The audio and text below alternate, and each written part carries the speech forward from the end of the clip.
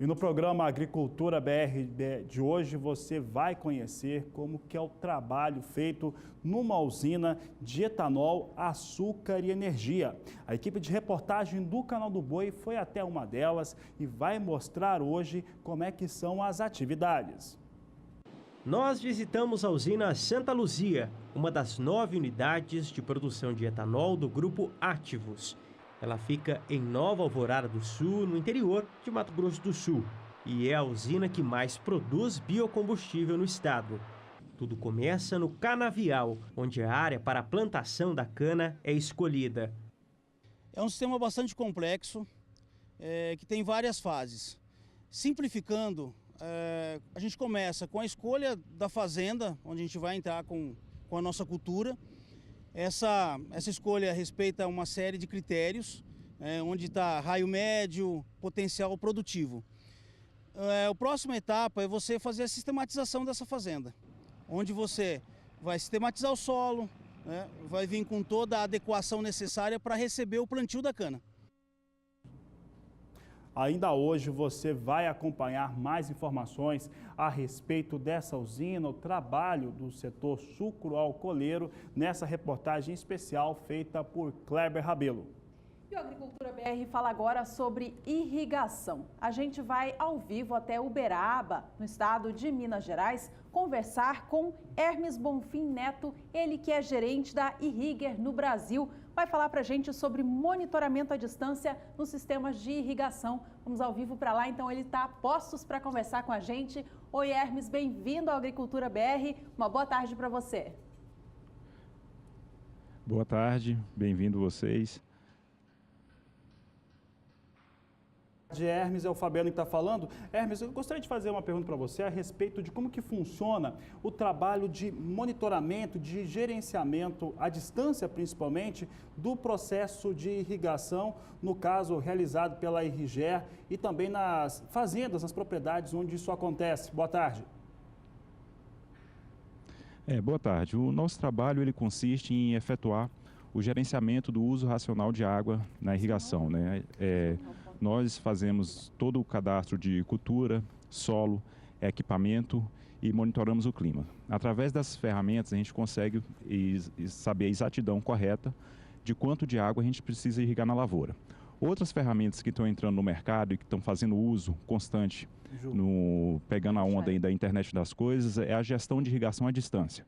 Para isso a gente utiliza de vários sensores, como sensores de equipamento, movimentação de pivô central, sensores de umidade de solo e sensores de chuva, ou seja, a gente consegue à distância monitorar, saber tudo exatamente o que está acontecendo nos campos e ter uma ideia exata do que precisa ser irrigado, do que precisa ser aplicado na cultura. Hermes, a gente está vendo imagens aí do parque de exposições, onde vai acontecer a exposição. Dessa forma, a gente consegue fazer uma gestão adequada, né? Consegue aplicar a quantidade exata que a gente precisa para desenvolver o seu máximo potencial produtivo sem gerar desperdício e contribuindo assim para uma agricultura mais sustentável e mais equilibrada. Agora sim, a gente está vendo imagens aí do Parque de Exposição em Uberaba, Minas Gerais, onde em breve começa nos próximos dias mais um grande evento da Pecuária Nacional, Expozebu. O Hermes participa com a gente já vai centralizar a imagem aqui para ele voltar a falar conosco. Agora sim, Hermes, a gente volta a ver você. Você falava a respeito dos sistemas, né, de monitoramento para fazer irrigação à distância. A gente imagina que os ganhos nas culturas são imensos, né? Quais são os números que você pode colocar para a gente a respeito dessa tecnologia? Hoje, fazendo a gestão de uso correto da água, você consegue gerir de forma adequada e chegar a reduções de uso de água de aproximadamente 30% do volume normal aplicado. Com isso, a gente chega a atingir resultados positivos em termos de gestão de uso de água, ou seja, você consegue reduzir água, você consegue maximizar a produtividade da cultura e, em contrapartida, você consegue ter também uma gestão melhor dos seus custos operacionais, ou seja, você tem uma energia elétrica mais barata, você tem uma cultura mais estável, você tem um potencial produtivo mais adequado e você consegue ter ganhos em todas as etapas do processo de decisão da irrigação. Continuando aqui, Hermes, em relação aos estados, às regiões do país onde mais tem se feito irrigação, hoje nós temos uma concentração de áreas irrigadas no Brasil, e qual que seria a área hoje no Brasil, a região do país, onde se tem o maior potencial para se irrigar? Hoje, o maior potencial de irrigação, ele concentra-se no Cerrado brasileiro. Ele pega os estados de Minas Gerais, de Goiás, Bahia, Tocantins e o Piauí, incluindo também o Maranhão. Esses estados hoje concentram-se aproximadamente 80% da área irrigada do país, onde também se conhece como celeiro mundial, né? Então, a irrigação hoje desses estados, ele contribui não só para a produção do país, mas também para a segurança alimentar mundial. Mas o Brasil é enorme, né? Tem uma produção agrícola muito grande, mas utiliza ainda muito pouco de irrigação na sua área. O quanto de área em irrigação o Brasil ainda pode crescer? O Brasil hoje tem uma estimativa pela própria Agência Nacional de Água, e os estudos mostram que nós temos capacidade de irrigar até 60 milhões de hectares. Hoje, para você ter ideia, nosso número está na casa de entre 6 e 7 milhões de hectares irrigados, ou seja, tem-se um potencial enorme para crescer, um potencial de oportunidades, temos grandes avanços a serem conquistados na agricultura irrigada nacional e sendo um destaque também não só para o país, mas como para o mundo. Tá certo, Hermes. Nós gostaríamos de agradecer a sua participação aqui no Agricultura BR, aqui no Canal do Boi. Antes, nós gostaríamos de saber um pouco mais a respeito, que você falasse um pouco a respeito das atividades. Como que a Irriger, ela atende esse cliente, por exemplo, quem já irriga, qual que é a diferença que faz de uma empresa que atua com esse tipo de gerenciamento que vocês fazem? A diferença é porque os produtores convencionais, vamos assim dizer, eles irrigam mais no seu instinto. Com a técnica empregada pela Irriger, você passa a ter parâmetros técnicos de tomada de decisão. Ou seja, nós determinamos quanto de água cabe no solo, nós determinamos diariamente quanto de água a cultura consome e também determinamos quanto de água o equipamento tem potencial de aplicar. Juntando essas ferramentas e colocando o clima como aspecto primordial, né, para a demanda climática, nós conseguimos determinar diariamente a demanda. Para fazer esse trabalho, tem-se a possibilidade de fazer à distância, através de uso de sensores que vão desde sensor de equipamento, sensor de umidade do solo e também imagens de satélite. E assim também a gente agrega a nossa consultoria, ou seja, a gente faz um acompanhamento assistido, onde passamos a visitar as propriedades com frequências quinzenais, mensais, e fazer todo o acompanhamento e toda a auditoria do processo de tomada de decisão dentro da fazenda. Tá certo, Hermes Bonfim. Nós agradecemos a sua participação aqui no Agricultura BR e você está sempre convidado a participar conosco aqui no Canal do Boi. Tá certo, eu que agradeço. Uma boa tarde a todos. Uma ótima tarde a você, Hermes. Hermes que falou a respeito do gerenciamento nas áreas de irrigação e como que isso traz mais resultados, melhores resultados no país. E a gente fica agora com valores da soja no país, é o que você acompanha no Agricultura BR.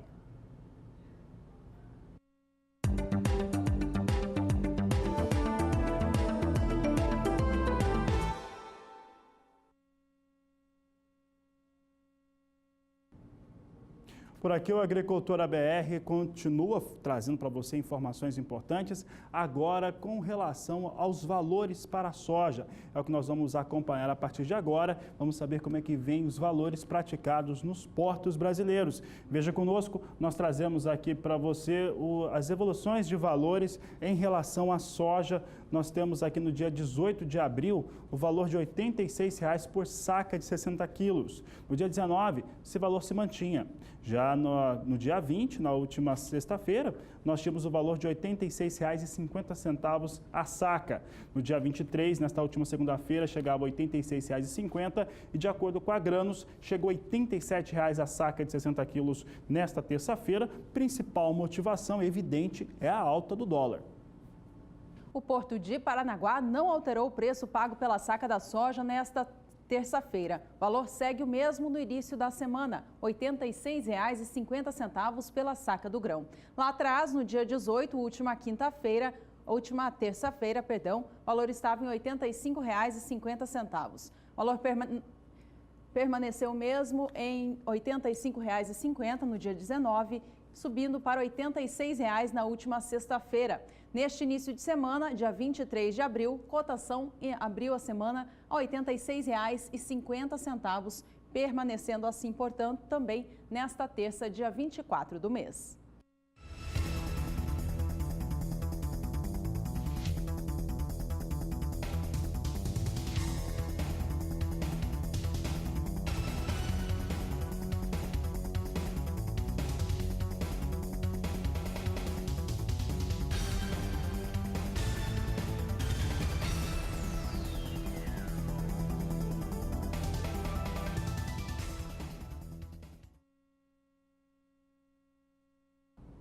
E olha, na tarde desta segunda-feira, a Secretaria de Comércio Exterior divulgou os dados parciais das exportações brasileiras das commodities agrícolas. Olha, em relação à soja, teve uma aceleração bem interessante nesta última semana, com os embarques totalizando 495.700 toneladas por dia. Esse é um embarque bem elevado, ainda fica abaixo de abril do último ano, mas deixa para trás muito março de 2018. O pessoal que está acompanhando o programa e sabe, por exemplo, das previsões em relação aos embarques brasileiros, pode se questionar, horas, se ano passado teve um embarque no Brasil que é recorde e esse ano deve ser maior ainda, como é que abril de 2018 está menor que abril de 2017 nas parciais? É simples, abril do ano passado, abril e maio do último ano, foi quando teve a maior concentração dos embarques brasileiros. Tanto é que maio de 2017 é o mês no qual teve o maior volume embarcado de soja em um único mês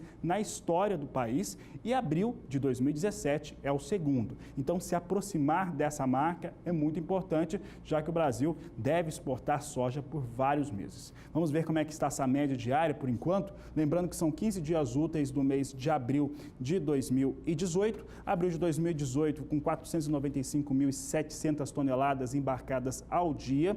Observe que ainda fica abaixo, evidentemente, de abril de 2017 com 579.600 toneladas. Março desse ano, para se ter uma ideia, foram 419.700 toneladas de embarque por dia. É quase 1 milhão de toneladas abaixo do que está sendo exportado por enquanto no mês de abril, que vem com uma boa aceleração, como mostram os dados da Secretaria de Comércio Exterior. A gente mostra agora o volume embarcado de soja pelo Brasil, de acordo com a Secretaria de Comércio Exterior, no acumulado das 3 primeiras semanas de abril e a comparação com abril do ano passado e também março de 2018. Veja que agora o Brasil enviou ao exterior 7.430.000 toneladas da oleagem. Está atrás do registrado em março de 2018, porém considera-se o mês inteiro, quando 8.810.000 toneladas foram embarcadas. Agora, se a gente comparar com abril de 2017, o volume está ainda bastante atrás, uma vez que naquele mês foram enviadas ao exterior 10.430.000 toneladas do grão. Vale lembrar que os embarques de soja do ano no Brasil devem atingir mais de 70 milhões de toneladas, de uma safra estimada por consultorias em quase 120 milhões de toneladas do grão. E olha, na tarde desta segunda-feira, logo após o fechamento do mercado na Bolsa de Chicago, o Departamento de Agricultura norte-americano divulgou o seu levantamento de acompanhamento de lavouras e trouxe pela primeira vez parciais para a temporada 2018-2019 da soja. De acordo com os dados, chega a 2% a área de cultivo nos Estados Unidos, um número que fica bem abaixo do que se tinha na mesma data no último ano. Até o último dia 22 de abril de 2018, 2% das áreas de cultivo estavam semeadas com soja, enquanto que no ano passado, na mesma data, eram 5%. Vamos ver no gráfico aqui como é que fica essa situação do cultivo da soja nos Estados Unidos. Nós temos aqui até o dia 22 de abril de 2018, você tem 2% da área cultivada, até o 22 de abril de 2017, 5%, a média nos últimos 5 anos é de 2% também. O estado que tem o maior avanço é o estado do Mississippi, que chega a 30%. Entretanto, o Mississippi tem uma pequena área, uma área muito pequena de cultivo de soja. Os principais estados produtores norte-americanos, Iowa e também Illinois, ainda não aparecem no mapa, não tem cultivo nesses dois estados. E é exatamente por conta dessa situação que nós vamos saber agora como é que fica a previsão do tempo para os Estados Unidos. Essa previsão do tempo é o que tem derrubado os valores da soja negociado em Chicago, o que acaba influenciando os preços por aqui também. Quem fala sobre o assunto é Graziela Gonçalves. Boa tarde, Graziela. Olá, boa tarde a todos. O início do plantio do milho nos Estados Unidos vem sendo complicado por conta das baixas temperaturas. Nesse momento, na imagem de satélite, a gente até vê nuvens um pouco mais carregadas em grande parte das áreas produtoras e a expectativa é que ao longo desses próximos dias os acumulados mal devem passar dos 5 até no máximo 15 milímetros. O frio já não ganha tanta força quanto nos dias anteriores. As mínimas já não são negativas como eram registradas antes. E agora a expectativa para o próximo período é que o tempo ainda continue um pouco mais seco nas áreas produtoras de grãos e teremos acumulados que mal passam dos 5 milímetros aí sobre toda essa região. A temperatura aos poucos, principalmente no início do mês de maio, é que vai começando a aumentar um pouco mais. Já deixa de ser tão frio pela manhã e durante a tarde a amplitude térmica tende a aumentar mais.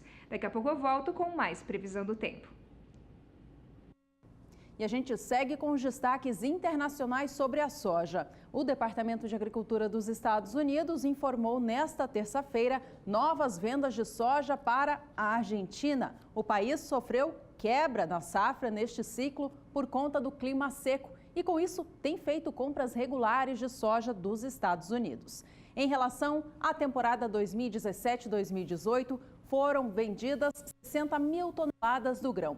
Já em relação à soja para entrega na futura safra 2018-19, que já começa a ser semeada no país, foram vendidas 70 mil toneladas, somando, portanto, vendas de 130 mil toneladas para os argentinos. O que é uma informação curiosa pela venda para a Argentina e também positiva porque tem vendas registradas nos Estados Unidos. Entretanto, como o principal foco por lá é o cultivo da soja, nada disso melhora o ânimo dos investidores e soja recuava mais uma vez nesta terça-feira. Vamos saber como é que vem os negócios agora. O recuo continua, a queda continua. Desde quinta-feira nós temos recuos para os valores da soja em Chicago. Posição de maio negociada a 10 dólares 17 centos o bushel, perde 3 centos de dólar. Julho, 10 dólares 29 centos por bushel, também perdendo quase 3 centos de dólar. O mesmo acontece na posição de agosto, que é negociada a 10 dólares 31 centos mais 6 o bushel. E setembro, 10 dólares 28 centos mais 2 o bushel, também perdendo pouco mais de 2 centos de dólar. Mais um dia de queda para a soja em Chicago. O dólar comercial fechou o dia em forte alta no Brasil nesta última segunda-feira, renovando a máxima desde dezembro de 2016. Nesta terça-feira, a moeda americana continuava subindo. A gente acompanha como estão os negócios de agora. Dólar segue em alta de 0,69%, sendo negociado na venda a R$ 3,47 mais 6. Essa alta vista no Brasil nesta última segunda e também hoje tem a ver com os temores em meio de que a inflação nos Estados Unidos leve o Banco Central do país a ser mais firme na elevação dos juros. Isso faz com que investidores retirem o seu dinheiro de países emergentes e assim aplique nos Estados Unidos, que é um país mais sólido e com taxas de juros mais elevadas, traria, portanto, essa melhor remuneração. Bom, e o Agricultura BR vai agora para um rápido intervalo comercial, primeiro dessa edição. Ainda hoje a gente fala sobre o novo cálculo em cima do custo de produção do milho no estado do Mato Grosso na safra seguinte. E você pode entrar em contato conosco, você manda sua mensagem para o nosso Facebook, no Twitter, e-mail e também o WhatsApp. O número é 67996562266. Nós voltamos já.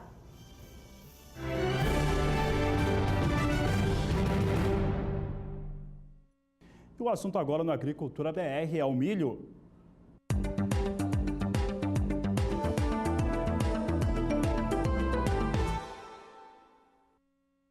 E o foco dos embarques brasileiros nos portos é, sem nenhuma dúvida, a soja. Com isso, as exportações de milho são em número bem reduzidos. Tanto é que na última semana, o avanço que se teve para os embarques do cereal foram de apenas 300 toneladas de milho. Vamos saber o que a Secretaria de Comércio Exterior trouxe, números divulgados na tarde desta última segunda-feira. Em abril, por enquanto, para 15 dias úteis, 113.800 toneladas embarcadas. eram 113.500 toneladas há uma semana.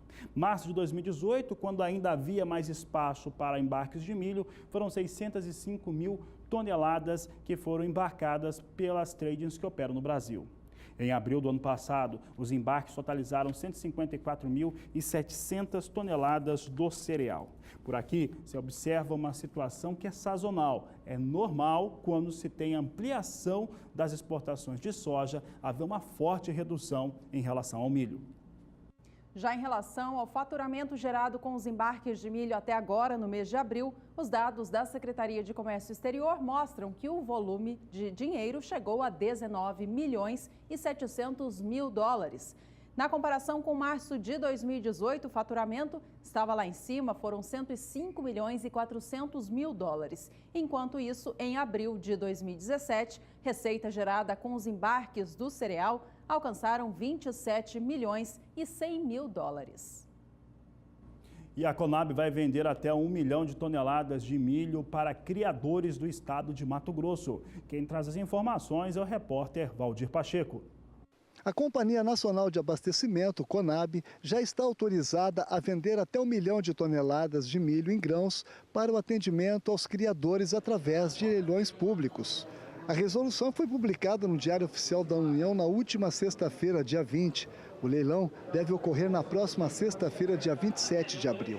A medida atende à demanda dos criadores de animais em todo o país, uma vez que os preços do cereal no mercado são iguais ou superiores ao preço de liberação do estoque, definido pelo governo em R$ 19,95 a saca de 60 quilos no estado de Mato Grosso. A comercialização do produto será feita por meio de leilões públicos realizados pela própria Conab. A expectativa é que ainda nesta sexta-feira seja publicado um aviso de venda pela companhia de 200.000 toneladas do grão. Poderão participar criadores de animais cadastrados no Sistema de Cadastro Nacional do Produtor Rural SICAM e representados por bolsas de mercadorias. Valdir Pacheco para o SBA, Sistema Brasileiro do Agronegócio. E falando em Mato Grosso, o IMEA, Instituto Mato Grossense de Economia Agropecuária, divulgou os números revisados do custo de produção de milho no estado na temporada nova 2018-2019. O cálculo, que tomou como base os preços dos insumos no mês de março, trouxe uma elevação na comparação com o cálculo feito relacionado a fevereiro.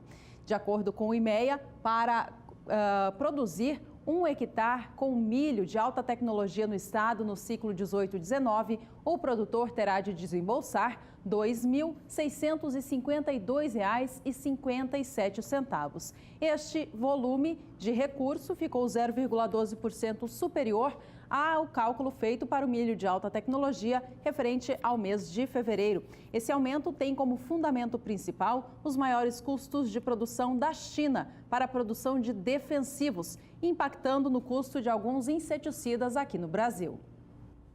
Com isso, para que o produtor rural lá no Mato Grosso consiga cobrir o seu custo variável, que é de R$ 2.073 por hectare, considerando aí uma situação de produtividade de 112 sacas por hectare, ele vai ter que ter um preço médio por bolsa de milho de pelo menos R$ 18,00. É o que nós vamos ver agora. O que acontece com esses valores é R$ 18,50 para ser mais preciso, de acordo com o Instituto Mato Grossense de Economia Agropecuária. Veja só, custo variável por hectare é de R$ 2.073,53. A produtividade média esperada é de 112,07 sacas por hectare.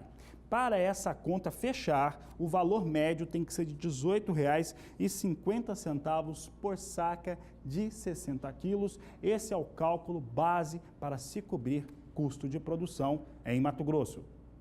Bom, e o estado do Mato Grosso está com as lavouras de milho de segunda safra do ciclo atual 17-18 em desenvolvimento. Vamos saber agora com a Graziela Gonçalves como que o clima se comporta para essas áreas produtoras então. Como vemos nas imagens de satélite, o estado do Mato Grosso ainda segue com um pouco mais de nebulosidade, principalmente nas áreas mais ao norte do estado. e é nessa região que vem chovendo mais, por isso então que a umidade do solo por lá está mais elevada. Já nas áreas mais ao sul, a chuva, por estar mais mal distribuída, deixou a umidade do solo mais baixa e ao longo desses próximos dias ela não consegue ser recuperada, mesmo porque os acumulados devem ficar em torno dos 15 milímetros apenas no extremo norte do estado. Nas demais áreas, eles mal passam dos 5 milímetros. Com relação às temperaturas, elas ainda sobem ao longo da tarde e faz calor nesses próximos dias. Para o próximo período, que vai do dia 30 ao dia 4 de maio, a expectativa vai ser que a chuva ainda se espalhe pelo estado, mas ainda de maneira muito mal distribuída, e as áreas ao norte é que ainda devem ter uma melhor condição do solo para o plantio do milho. Vemos então que em grande parte aqui do centro-sul a chuva até segue, mas de maneira mal distribuída e com baixos volumes acumulados. As temperaturas já não sobem tanto quanto na semana anterior, mas mesmo assim o tempo ainda segue bastante abafado. Para o próximo período, que vai até o dia 9 de maio, a chuva ainda continua mal distribuída e com baixos volumes acumulados. E as temperaturas durante a tarde ainda mantêm a sensação de abafamento. Daqui a pouco eu volto com mais previsão do tempo. Até lá!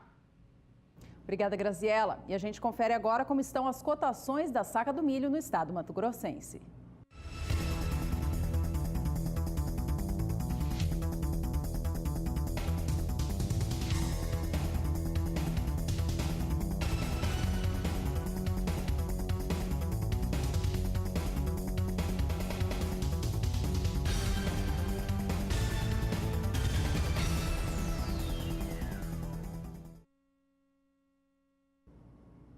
A Agricultura BR volta a falar de milho, mas agora no cenário internacional. Como eu havia dito, o Departamento de Agricultura norte-americano, na tarde desta segunda-feira, após o fechamento do mercado, divulgou o seu relatório de acompanhamento de lavouras. No caso, para o milho, que já estava aparecendo no radar desde a última semana, houve avanço, mas um pequeno avanço. A diferença entre o que acontece até o último dia 22 de abril de 2018 e 22 de abril de 2017 é uma distância enorme, de 10 pontos percentuais, quando você compara o avanço de lavoura norte-americana de milho.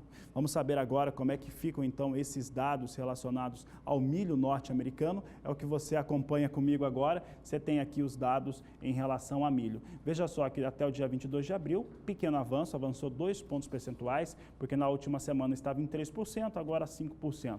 22 de abril de 2017 chegava a 15% as áreas de cultivo de milho. A média dos últimos 5 anos é de 14%, portanto, vindo com bastante atraso, tanto ao considerar a média dos últimos 5 anos, quanto também o que acontecia no ano passado com o cultivo do cereal. Seguimos no cenário internacional do milho, agora para acompanhar como estão as cotações na Bolsa de Chicago. Nesta terça-feira, milho negociado para entrega futura vem operando com variação positiva para as posições em que há negociação. A de maio vem com $3,78 mais 6 o bushel agora, leve alta de 0,2 centes de dólar por bushel. Posição de julho negocia o bushel do cereal a $3,87 mais 6. Milho para entrega em setembro vem a $3,95 o bushel, enquanto a posição de dezembro a $4,04 mais 2 o bushel, elevação de 0,2 centes de dólar por bushel. E o Agricultura BR traz agora últimas notícias envolvendo o setor do agronegócio do país. Em primeiro lugar, uma notícia positiva para o setor cafeeiro. Uma pesquisa feita por um programa de pós-graduação da USP revela quais são algumas determinantes que influenciam no controle melhor da ferrugem nos cafezais. Esse estudo trouxe como resultado que as temperaturas mínimas e a umidade relativa do ar são as principais variantes que trazem, portanto, essa situação de controle da ferrugem. E a descoberta de uma nova doença no feijoeiro fez com que a Embrapa adiasse o lançamento da sua variedade de feijão transgênico. De acordo com a instituição de pesquisa que tem feito o trabalho de levantamento e pesquisa desde a década de 90, isso ocorre porque foi descoberto um novo vírus que está camuflado na mosca branca quando ela atinge o feijão. E isso faz com que a Embrapa precise seguir com os estudos, adiando, portanto, o lançamento desta variedade transgênica que já tinha data marcada para lançamento neste ano. E a Embrapa comemora nesta terça-feira, dia 24 de abril, 45 anos de criação. Para marcar a data, ela lança uma publicação Visão 2030, falando a respeito das tendências do agronegócio nacional e internacional. Você pode acessar esta publicação através do portal da Embrapa. E o encontro realizado em Curitiba tem debatido um plano para o desenvolvimento sustentável das florestas. De acordo com aquilo que está sendo estudado e apresentado por lá, o Brasil precisa de um plano a longo prazo para ter melhores resultados em todos os elos da cadeia produtiva. E a gente vai para um rápido intervalo comercial. No próximo bloco, o assunto é café. Você vai saber o porquê que as cotações do Conilon estão subindo bastante no país. Você vai ter também informações sobre o setor sucroalcooleiro e conhecer uma usina na região centro-sul do Brasil. Ainda nesta edição, a gente fala mais a respeito do setor sucroalcooleiro, também com os dados da Conab. É já, depois do intervalo.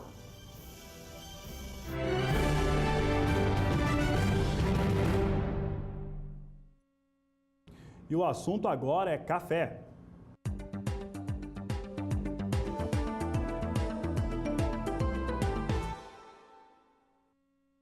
E como estamos falando sobre os embarques brasileiros na parcial dos primeiros 15 dias úteis do mês de abril.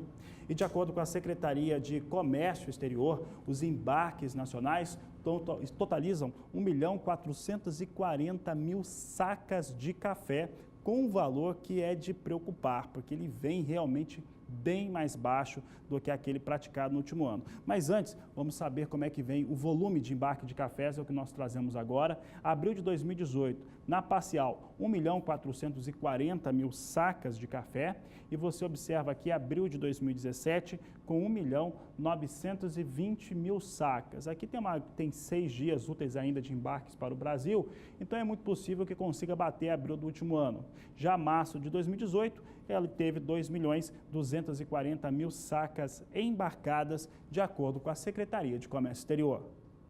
Vamos agora aos números de faturamento gerado com a venda desse café pelo Brasil neste mês de abril. O acumulado do mês mostra um volume de receita bem inferior ao de abril do ano passado. Tem a ver sim com a quantidade de dias somados, já que abril, em que estamos, soma-se apenas 15 dias úteis e abril do ano passado o mês inteiro. Mas outro fator que determina um faturamento menor é o preço médio pago pela saca, que está cerca de $20 a menos na comparação com abril de 2017. Vamos aos números então? Acompanhe comigo na tela. Abril de 2018 acumulou até o momento 218.300 mil dólares com os embarques de café. Em abril de 2017, essa receita estava bem mais alta, em 349 milhões e 100 mil.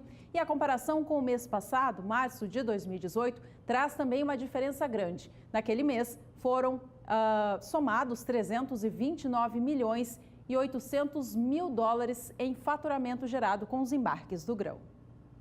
Vamos saber agora como é que fica a previsão do tempo para as áreas de produção de café, tanto o Conilon quanto a Arábica no Brasil. Quem fala sobre o assunto é Graziela Gonçalves.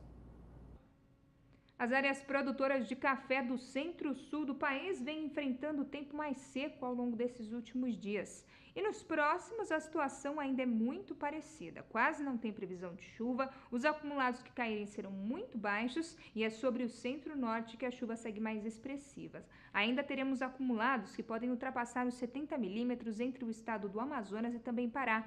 Volta a chover também no estado de Rondônia, com acumulados que podem ficar em torno até dos 15 milímetros. Para o próximo período, que vai do dia 30 ao dia 4 de maio, aos poucos a chuva vai retornando para a região sul, mas não chega a pegar o estado do Paraná. Teremos em torno de 30 milímetros entre o estado do Rio Grande do Sul e Santa Catarina. Já grande parte dessas áreas centrais tem predomínio de tempo seco e ensolarado e as chuvas mais significativas ainda seguem sobre o Amazonas e também parte do estado do Pará. Já em Rondônia, chuvas muito mal distribuídas, o que facilita as atividades de campo.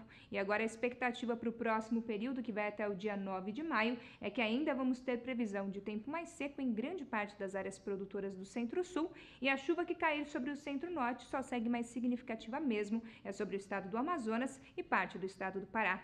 Daqui a pouco eu volto com mais previsão do tempo. E é hora de acompanhar os preços do café, tanto no Brasil quanto no cenário internacional. A gente começa falando da variedade arábica, que nesta última segunda-feira registrou ganhos. O cálculo feito pelo CPEA Apuração mostra que o valor da saca de 60 quilos do grão fechou o dia no estado de São Paulo a R$ 432,81. Este foi o valor de fechamento desta última segunda-feira, dia 23 de abril. Uma alta forte na comparação com a última sexta. O acumulado do mês é positivo para a arábica agora em 1,3%. Acompanhe conosco agora os negócios com café arábica em Nova York, é o que nós destacamos agora, trazendo as posições negociadas na Bolsa Norte-Americana. A posição de maio, e assim como as demais, hoje vão sendo negociadas com uma alta de quase 1 cento de dólar por libra-peso.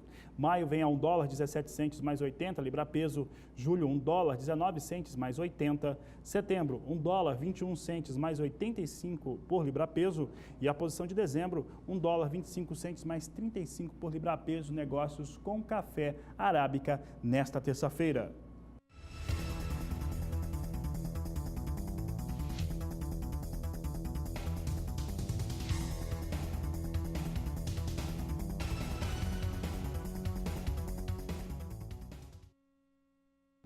Nesta última segunda-feira foi anotada mais uma alta para o valor da saca de café Conilon. O preço do Conilon tem subido já há algumas semanas aqui no país. Na manhã de hoje, nós entramos em contato com o Centro de Comércio de Café de Vitória para saber o porquê da alta, uma vez que o início das atividades de colheita já estão sendo observadas. Segundo Sandro Rodrigues, do Centro do Comércio de Café de Vitória, a alta reflete a indisponibilidade do produto no mercado físico brasileiro. As atividades de colheita ainda estão muito no início, por isso a oferta do produto ainda é pequena. Além disso, outro fator que determina essa alta vista para o Conilon aqui no país nos últimos dias e também a menor disponibilidade do produto no mercado é de que aquele grão que está sendo colhido está sendo destinado para entregas mais urgentes, contratos já firmados. Isso também traz uma menor indisponibilidade daquele que está disponível para comercialização. Explicado então o porquê da alta do Conilon nos últimos dias aqui no país. A gente agora acompanha o preço. Nesta última segunda, dia 23 de abril, cotação do café Conilon tipo 6, peneira 13 acima, fechou a R$ 324,83 no estado do Espírito Santo. A alta no acumulado do mês já chega a 5,33%. Por aqui vamos saber como é que vem os negócios internacionais com café robusta, referência para o Conilon aqui no Brasil. Vamos ter agora aqui as posições sendo negociadas. Nós não temos negócios na posição de maio neste momento.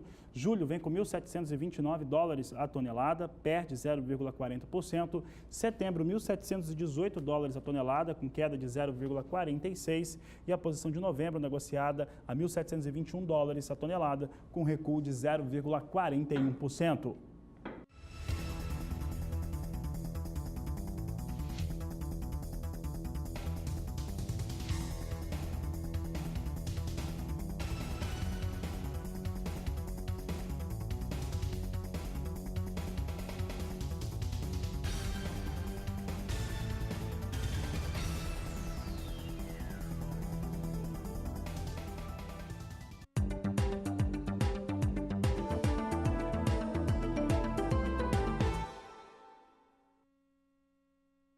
E a Raízen, uma empresa formada através da joint venture entre a Shell e a Cosan, anunciou em fato relevante ao mercado na manhã desta terça-feira que vai fazer a aquisição de uma série de ativos da Shell lá na Argentina. Esses ativos estão ligados ao transporte e também à distribuição de produtos numa operação de 950 milhões de dólares. Um outro fator também de aquisição anunciado nesta terça-feira fica por conta da aquisição também de algumas situações de refino de petróleo lá na Argentina. Vamos ver nos dados aqui como é que ficou essa aquisição. Aqui nós temos a Raízen, ela que é formada por essa joint venture no Brasil entre Cosan e Shell, adquirindo principalmente a distribuição e transporte por 950 milhões de dólares. O EBITDA previsto aqui, inclusive, para esse período é de 250 milhões de dólares em relação à aquisição para esta empresa,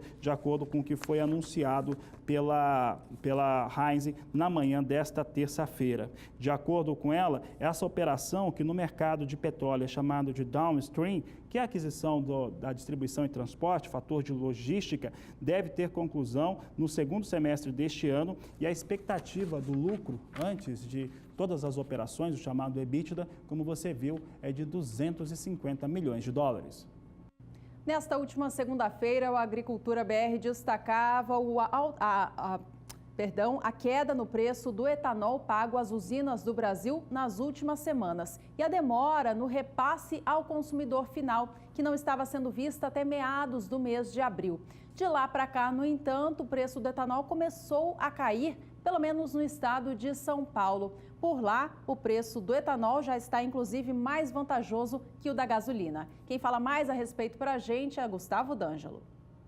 Com o início da safra de cana-de-açúcar e do aumento da oferta de etanol hidratado, os preços do biocombustível recuaram nos postos brasileiros. Aqui em São Paulo, principal estado produtor e consumidor, a cotação média do hidratado apresentou baixa de 1,62% sobre a semana anterior, passando de R$ 2,84 mais 8 para R$ 2,80 mais 2 o litro. No período de um mês, os preços do combustível recuaram 2,71% nos postos paulistas. Essa situação também coloca o biocombustível em vantagem sobre a gasolina. Lembrando que essa vantagem é calculada considerando que o poder calorífico do etanol é de 70% do poder do combustível fóssil. Segundo dados da Agência Nacional de Petróleo, Gás Natural e Biocombustíveis, ANP, em São Paulo, o hidratado é vendido em média por 69,95% do preço da gasolina. E mesmo que seja praticamente dentro do limite, os valores médios do biocombustível voltaram a ser vantajosos sobre os da gasolina em postos do estado paulista. Gustavo D'Angelo para o SBA. E ainda falando do setor sucroalcooleiro, a Conab divulgou na manhã desta terça-feira o quarto e último levantamento da safra de cana-de-açúcar do país, temporada 17/18, que encerrou oficialmente no dia 31 de março. Os números confirmam uma safra levemente menor nesta temporada na comparação com o ciclo passado. Vamos acompanhar quais números são estes então. De acordo com a Conab, enquanto no ciclo passado, 16/17, o Brasil moeu 657.180.000 toneladas de cana, no ciclo que acaba de encerrar, 17/18, foram 633.260.000, uma queda que chega a 3,6%. Segundo a Conab, foi a redução na área colhida com cana-de-açúcar que determinou essa produção menor. Isso porque a produtividade média dos canaviais se manteve estável na comparação com o ciclo passado. De acordo com este último levantamento da Conab, a produtividade da cana 17/18 no país, considerando as 5 regiões, chegou a 72.543 quilos por hectare. Já a área caiu em 3,5%, estando estimada em 8.730.000 hectares. Com este cenário, a produção de etanol ela totalizou 27.760 milhões de litros, uma pequena queda de 0,2%.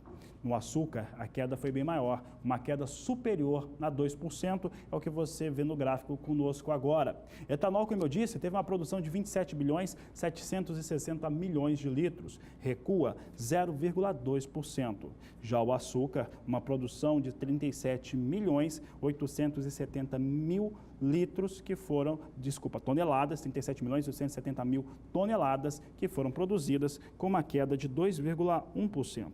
Todas as regiões brasileiras registraram recuo da área colhida, impactando no resultado final da safra. Essas reduções, elas foram citadas em todas elas, mas principalmente Sudeste e Centro-Oeste do país, que formam o Centro-Sul, tiveram essas quedas mais expressivas. Você acompanha conosco aqui os dados em relação ao que acontece com os números. Nós temos aqui as áreas que foram as regiões de produção e o que ela produziu. Na região Sudeste, 417 milhões 470 mil toneladas de cana-de-açúcar processada. No Centro-Oeste, 133 milhões 660 mil toneladas de cana também processada. Nordeste ficou com 41 milhões 140 mil toneladas. Sul, 37 milhões 520 mil toneladas. E a região Norte processou 3 milhões 460 mil toneladas, de acordo com a Conab, que trouxe os dados em relação ao levantamento para a cana-de-açúcar na temporada, mostrando uma finalização de safra que, assim como era esperado, ficou menor. E a gente segue falando do setor sucroalcooleiro do país, isso porque nossa equipe de reportagens produziu um material muito especial. O Kleber Rabelo foi até a usina Santa Luzia, em Mato Grosso do Sul, conhecer o processo de processamento da cana. E nós vamos agora com ele conhecer um pouco mais desse trabalho. O etanol é um biocombustível produzido a partir de matérias-primas como a cana-de-açúcar, milho e beterraba, sendo a cana-de-açúcar a matéria-prima mais utilizada para a produção do álcool etílico. Pouca gente conhece o processo de transformação da planta para o biocombustível e você vai conhecer esse processo a partir de agora. Nós visitamos a usina Santa Luzia, uma das 9 unidades de produção de etanol do grupo Ativos. Ela fica em Nova Alvorada do Sul, no interior de Mato Grosso do Sul, e é a usina que mais produz biocombustível no estado. Tudo começa no canavial, onde a área para a plantação da cana é escolhida. É um sistema bastante complexo, que tem várias fases. Simplificando, a gente começa com a escolha da fazenda, onde a gente vai entrar com a nossa cultura. Essa escolha respeita uma série de critérios, onde está raio médio, potencial produtivo. A próxima etapa é você fazer a sistematização dessa fazenda, onde você vai sistematizar o solo, vai vir com toda a adequação necessária para receber o plantio da cana. Realizado, o plantio é feito com adubação, com todo o aparato tecnológico necessário para que essa cana venha com muito vigor. Feito o plantio, nós temos aí de 12 a 18 meses para tratar essa cana, cuidar desse canavial, para que ela gere realmente a toneladas por hectare e gere o açúcar necessário para que a gente faça o produto final. Passando esse período de 12 a 18 meses, nós entramos com a nossa colheita, que é determinada por análises que são feitas previamente para entender se aquela cana já chegou no ponto de maturação ideal. Chegando no ponto de maturação ideal, nós posicionamos nossas frentes de colheita, justamente para atender a nossa demanda industrial, que hoje está em 28 mil. São 10 frentes de colheita. Essas 10 frentes de colheita, elas variam de 2.800 a 3.500 toneladas, para compor essa necessidade de abastecimento. Com essas 10 frentes posicionadas, nós fazemos toda uma logística interna aqui, como você está observando, que é fluxo de caminhões, o local onde a colhedora começa a colheita, fluxo de transbordo, e tem toda uma equipe que trabalha aqui, dividida em 3 turnos, e é uma operação que ocorre 24 horas. Além dessa operação aqui, outras operações acontecem simultaneamente.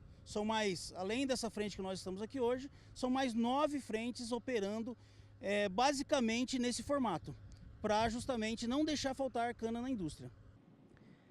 As frentes de produção que estão no campo precisam entregar na usina 28 mil toneladas de cana por dia. Depois da colheita, o solo recebe o tratamento adequado para garantir que a nova safra seja tão boa quanto a anterior. E, claro, nunca falte cana. Meu trabalho é conduzir as operações de tratos culturais, que consistem em fazer uma análise de solo e verificar se a gente tem a necessidade de aplicação de calcário e gesso para corrigir o pH do solo. Por que a correção do pH? Ela implica diretamente na disponibilidade dos nutrientes que estão no solo para a planta conseguir absorver e fazer a produção vegetal que a gente vai colher na próxima safra. Após essa etapa, a gente também tem a etapa de adubação do solo, que seria a reposição dos nutrientes que a colheita levou através da matéria-prima para a área industrial. Quando você colhe essa cana e faz o processamento dela, sobra o resíduo, que seria a matéria orgânica, chamado torta de filtro, que a gente faz a compostagem, chama de adubo sólido e traz para a lavoura, que é uma fonte importantíssima do nitrogênio. A segunda etapa seria a fertirrigação, que é um adubo líquido que sobra do nosso processo industrial, que é rico em potássio. E esse potássio ele está ligado diretamente à produção da cana-de-açúcar no solo. Do canavial, chegam na usina os caminhões carregados, cada um com 30 toneladas de cana. Uma amostra da planta é retirada para análise e controle interno de qualidade. Em seguida, a carga é colocada na moenda e um novo processo começa. Assim que a cana chega, nós passamos ela pelo setor de extração, onde removemos todos os açúcares contidos nesta cana. O bagaço vai para a geração de energia elétrica e o caldo passa pelo setor de tratamento, onde nós evaporamos e alimentamos as dornas de fermentação. Neste local temos as leveduras, ao qual é responsável pela conversão de açúcares em etanol, e posteriormente este vinho processado, esse vinho criado da fermentação, vai para os aparelhos de destilação. Nos aparelhos, nós elevamos a graduação alcoólica deste vinho até uma concentração que pode ser usado nos postos de combustíveis. Após isso, nós temos também uma peneira desidratadora. Nesta peneira, nós produzimos o etanol anidro, que é adicionado à gasolina para os postos de combustíveis também. Muita gente não sabe disso, mas na gasolina também tem etanol. Também tem etanol. A adição aí de etanol à gasolina é uma regulamentação da ANP e toda a gasolina no Brasil tem uma porção de etanol anidro na sua mistura.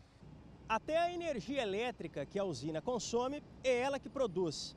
Depois da cana passar pelo processo de extração de açúcares, o caldo vai para o tratamento e o bagaço é aproveitado.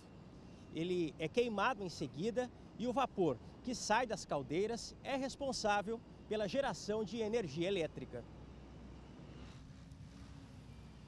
O superintendente da usina Santa Luzia fala sobre a capacidade de produção de energia que a unidade tem, partindo do uso do bagaço da cana-de-açúcar, e também destaca a capacidade de produção de etanol por safra. Essa unidade ela tem um potencial de produzir 450 milhões de litros de álcool por safra e também de cogerar 430 mil megawatts por safra. Essa capacidade de cogeração, só para ter uma ideia, ela é suficiente para abastecer uma cidade como Dourados, uma cidade de aproximadamente 200 mil habitantes por um ano todo. Para chegar a esses números expressivos de produção, a mão de obra também é intensiva. A usina Santa Luzia emprega um grande número de funcionários que moram em Nova Alvorada do Sul.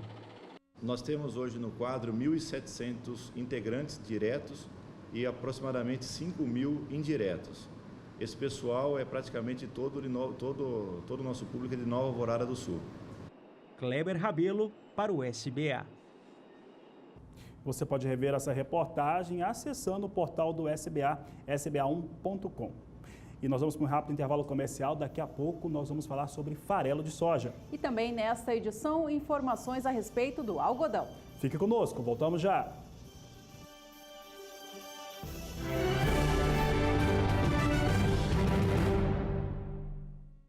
Estamos de volta. O assunto por aqui agora é a safra de inverno do país.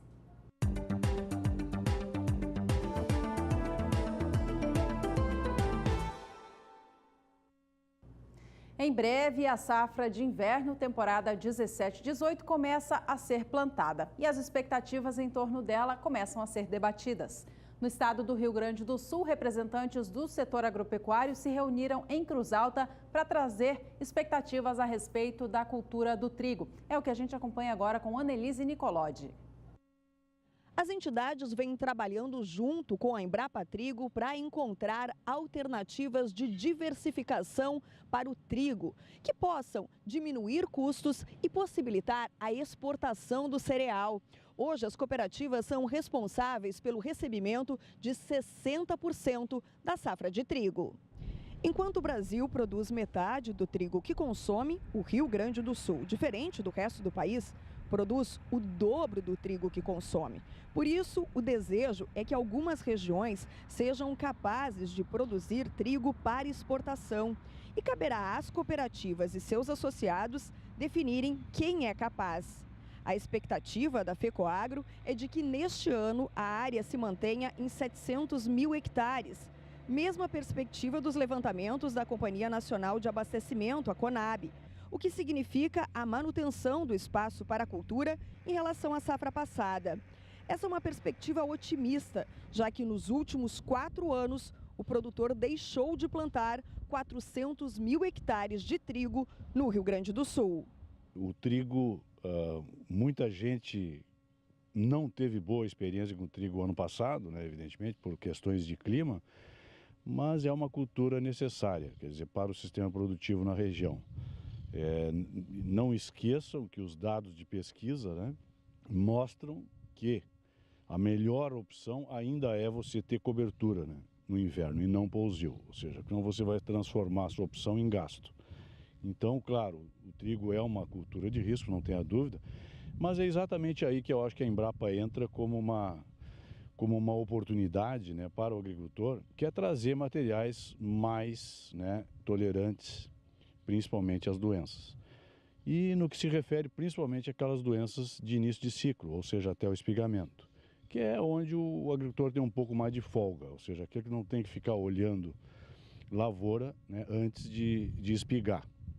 E o que eu estou me referindo aqui basicamente é o oídio, né, gente?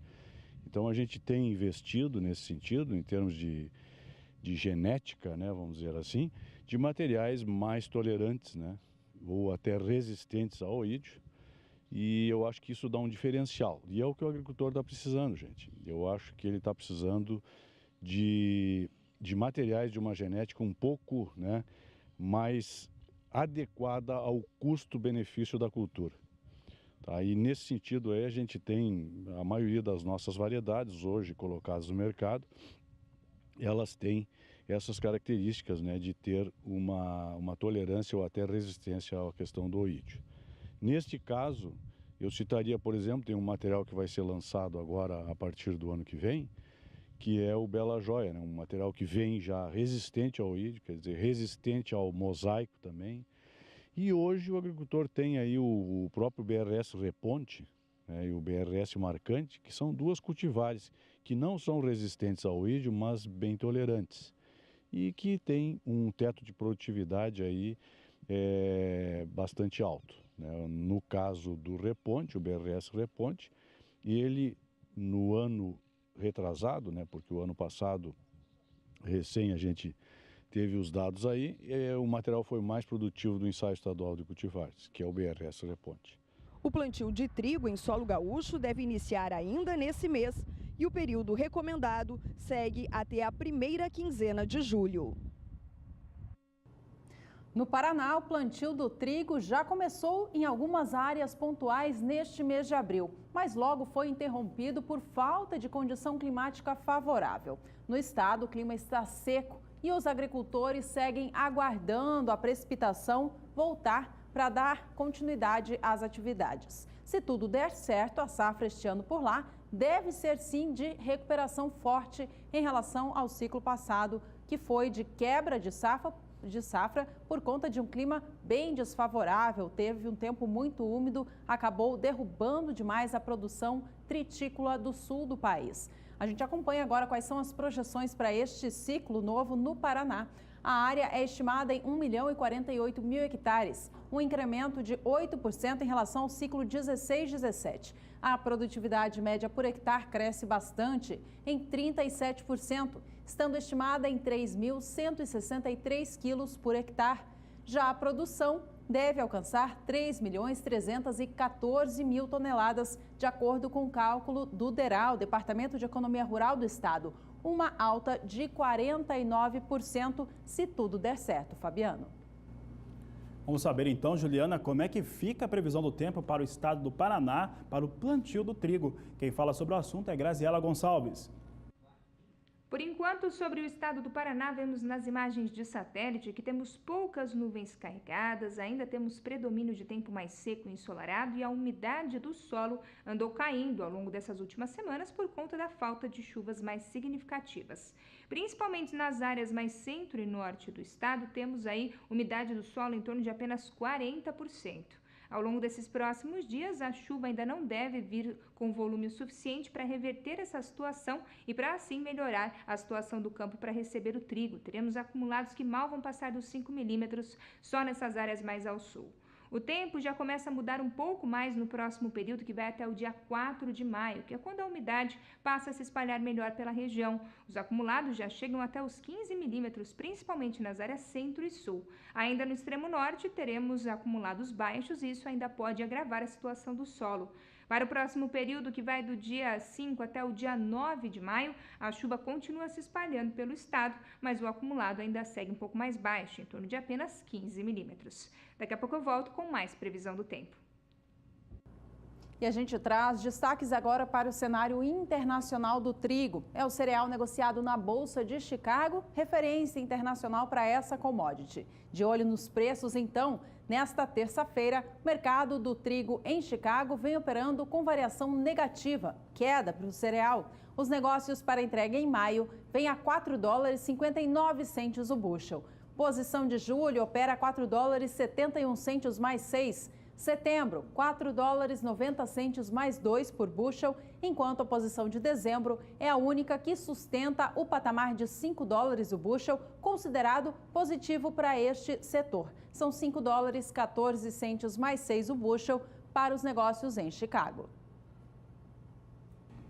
E falando agora a respeito do algodão, o Agricultura BR destaca que a área para cultivo do algodão por lá, ela foi ampliada. Ela foi ampliada em 7% de acordo com o levantamento que foi apresentado pelo Departamento de Agricultura norte-americano no último dia útil do mês de março. Nesta última segunda-feira, o departamento trouxe as informações a respeito do plantio, como é que anda o plantio do algodão naquele país. E é o que nós vamos ver agora, algodão que tem uma área ampliada para a campanha 2018-2019, tem 9% dos 5.460.000 hectares já cultivados, enquanto que na mesma data, ano passado, estava em 11%, portanto, um atraso de 2 pontos percentuais. Em relação à média dos últimos 5 anos, estava em 10%, portanto, atraso de 1 ponto percentual, semeadura do algodão nos Estados Unidos, vindo com uma área maior. Como eu disse, 7% maior, 5.460.000 hectares. Isso ocorre porque as perspectivas, e você acompanha esses dados aqui no Agricultura BR desde dezembro, são de um mercado de algodão bem mais remunerador no ano de 2018. Desde dezembro a gente está trazendo isso e por lá os Estados Unidos, os norte-americanos, também querem aproveitar os preços. Vamos saber então como estão os valores do algodão no cenário internacional que tanto impulsionou o aumento de área plantada nos Estados Unidos e também, inclusive, aqui no país. Nesta terça-feira, o mercado do algodão vem com posições mistas. Uma sobe, as demais caem. A posição de maio tem alta de cerca de 1 cento de dólar por libra-peso agora e negocia o algodão a 84 centos de dólar mais 26 por libra-peso. Julho vem a 83 centos mais 18, outubro 80 centos mais 92 por libra-peso e dezembro também operando em queda, agora abaixo de 80 a 79 centos de dólar mais 0,1 por libra-peso.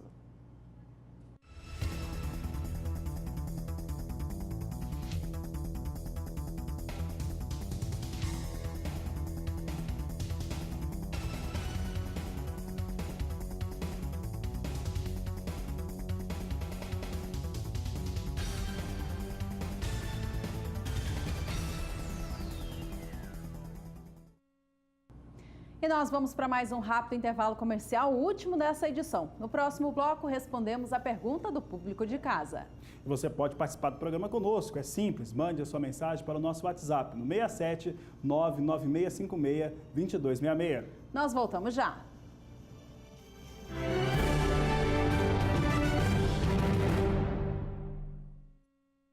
O Agricultura BR abre espaço agora para você ficar sabendo da programação do Canal do Boi desta terça-feira. Eu já estou no estúdio aqui com a Carla Lauton, ela que é jornalista do programa Pecuária BR, que traz os destaques do setor no país. Oi, Carla, boa tarde. Quais são as atrações de hoje? Boa tarde, Ju. Boa tarde a todos. Hoje no Pecuária BR, o nosso destaque é para as exportações de carne bovina. Segundo o Departamento de Agricultura dos Estados Unidos, eles esperam que a China aumente a demanda pela importação de carne bovina nos próximos anos. E o Brasil é o país que pode ajustar essa demanda, que pode exportar mais para o país. Sendo assim, o Brasil ele expande a liderança dele no mercado de exportações. E o outro destaque do Pecuária BR hoje é para Santa Catarina. Produtores de leite estão recebendo este mês a mais do que nos meses passados. Isso é uma boa notícia, já que os preços estavam em baixa lá para o estado de Santa Catarina, Ju. A gente vinha acompanhando, né? Então, destaques importantes. Obrigada, Carla. Bom trabalho para você. Obrigada para vocês também. E a gente fica agora com cotações do milho.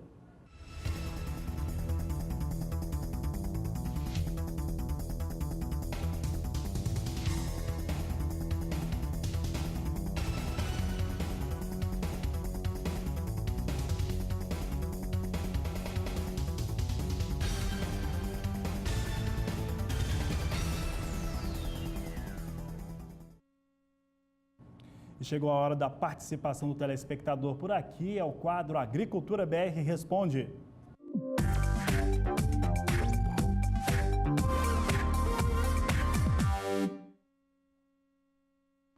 Pergunta de hoje vem lá do estado da Bahia. Vamos ver quem fala com a gente. Perdão, Minas Gerais, faço uma correção aqui. Vamos pôr na tela então, quem manda mensagem para a gente é o Adailton de Taiobeiras, Minas Gerais. Ele diz o seguinte: boa tarde, tem previsão de chuva ainda para esse mês? Adailton, quem vai falar para a sua região aí em Minas é a Graziela Gonçalves. E agora vamos responder a pergunta do nosso telespectador Adailton, que fica lá no norte do estado de Minas Gerais, na cidade de Taiobeiras, e ele quer saber como é que fica o tempo ao longo desses próximos dias. Agora, na imagem de satélite, a gente vê que tem pouca nebulosidade, o tempo ainda segue mais seco e ensolarado, e esse padrão deve se repetir ao longo dos próximos dias. Até pelo menos o dia 29 aí de abril, quase não tem previsão de chuva, e se cair alguma coisa, mal passa dos 5 milímetros. Então, tempo mais seco e ensolarado, e isso vai fazer com que a umidade do solo comece a diminuir. Tanto que para o próximo período, que vai até o dia 4 de maio, ainda não tem previsão de chuva, tempo ainda muito seco e ensolarado, e esse mesmo padrão ainda deve se repetir até o dia 9 de maio. As chuvas acabam não atingindo muito a região norte de Minas Gerais e é por isso, então, que vamos ter esse tempo mais seco. Se cair alguma chuva, será algo muito mal distribuído e com baixos volumes acumulados. Eu encerro minha participação por aqui. Até mais! Nós agradecemos a sua participação, Adailton de Taiobeiras, no estado de Minas Gerais.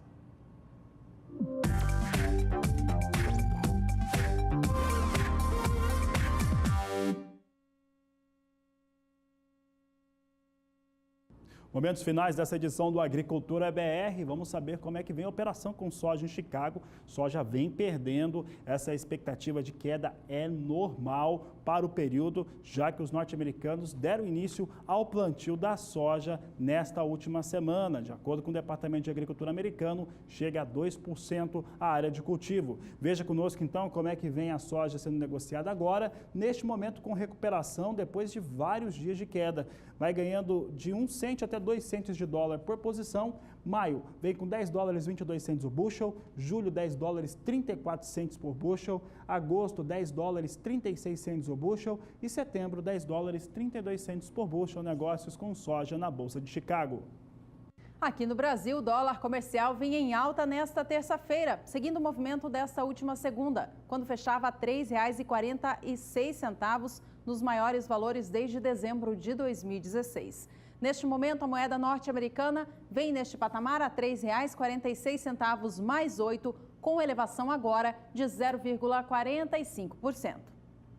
E com essa informação, encerramos aqui mais uma edição do Agricultura BR para você. Muito obrigada pela companhia, pela participação e a gente se vê em breve. Este é o Agricultura BR. A inteligência e a transparência do agronegócio sempre com você. A todos uma ótima tarde e até mais.